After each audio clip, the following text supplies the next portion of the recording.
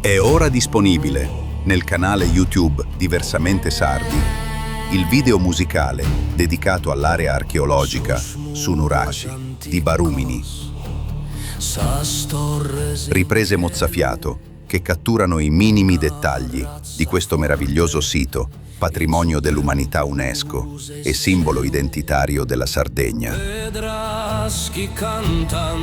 Avrete anche modo di ascoltare Sos Muros Anticos, il nuovo brano, ora disponibile sulle principali piattaforme digitali.